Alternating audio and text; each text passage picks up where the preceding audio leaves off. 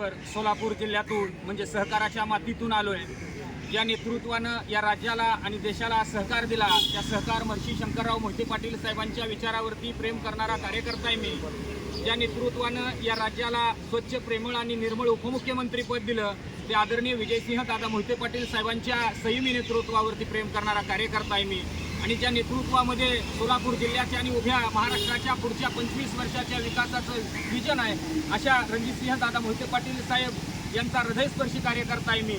आणि ज्या नेतृत्वानं या सोलापूर जिल्ह्याचा स्वाभिमान आणि सोलापूर जिल्ह्याचा अभिमान जिवंत ठेवला अशा खासदार धैर्यशील भैया मोहिते पाटील साहेबांच्या तालमीत तयार झालेला पट्टे आहे मी। आज मी आझाद मैदानावरून माढा तालुक्यातल्या हजारो शेतकऱ्यांच्या दुःखाचा हुंदका घेऊन इथं आलोय।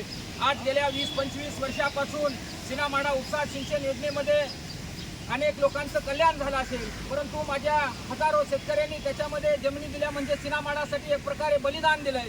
आणि या आझाद मैदानावरती आज प्रत्यक्ष हजारो शेतकरी उपस्थित झाले असते, परंतु पावसामुळे आम्ही प्रमुख शेतकरी इथं उपस्थित झालोय। या शेतकऱ्याला आझाद मैदानाच्या मातीतून राष्ट्रवादी काँग्रेस पार्टीचा एक कार्यकर्ता म्हणून शब्द देतोय की शेतकऱ्याला न्याय मिळाल्याशिवाय आझाद मैदानाची माती सोडणार नाही। धन्यवाद।